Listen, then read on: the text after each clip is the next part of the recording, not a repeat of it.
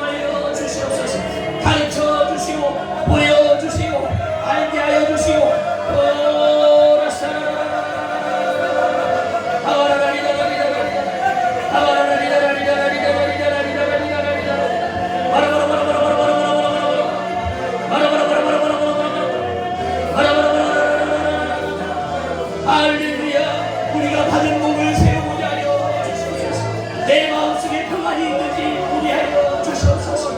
내 마음의 불만과 원망과 불평과 짜증과 미움과 분노와 괴로움이 내 마음에 하나님 있는 것을 속지 말게 하여 주시옵소서.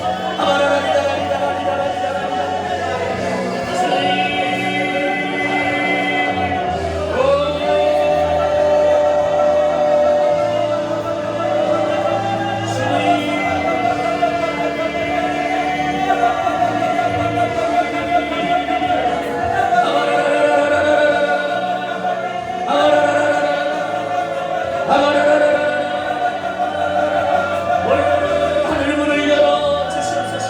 우리 안에 있는 그 눈을 쫓아 주시옵소서.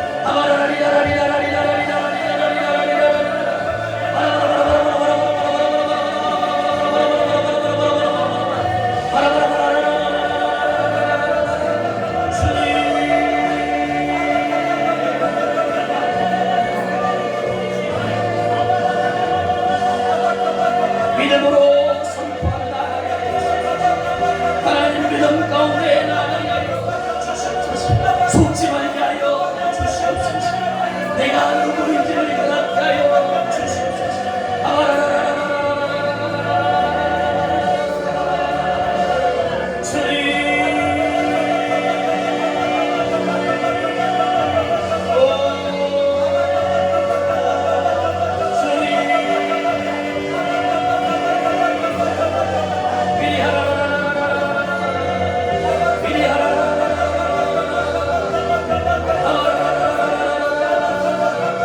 영광과 찬양과 존귀와 평을 받아 주시옵소서.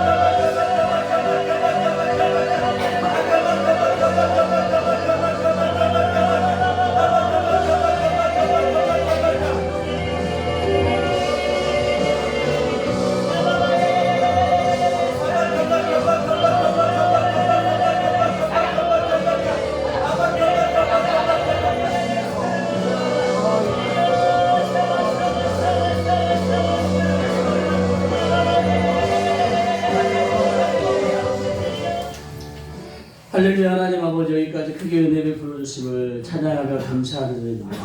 하나님, 우리가 누구인지를 점점 알고 깨달아가게 하여 주시고 언젠가 마침내 이것이 우리의 마음으로 믿어져 영적인 능력이 되어지게 하여 주시옵소서. 아멘. 이 일을 받고 방해하는 생각과 마음을 빼앗고 이성과 논리와 합리 가운데 우리를 끌고 다니며 우리로 그저 이 땅에서 땅의 것만 바라보고 살게만 하려고 하는 이 더러운 영을 이 시간 마태복음 28장 18절의 말씀을 따라 하늘과 땅의 모든 권세를 가지고 주님이 주신 권세를 가지고 주님의 이름으로 성령님을 의지하여서 안타까운 마음에 사역하고 명령할 때 하나님 이것들이 기침하며 또 소리지르며 눈물로 쫓겨나게 하여 호흡하며 쫓겨나게 하여 주심을 감사합니다. 아멘. 하나님의 살아계심을 경험했음을 하나님 기념비를 세우게 하여 주시고 하나님 간직하게 하여 주시고 하나님 매일매일 그렇게 악한 영이 쫓겨나거나 성령님을 경험하지 못할지라도 내 안에 계심을 확증하게 하여 주시고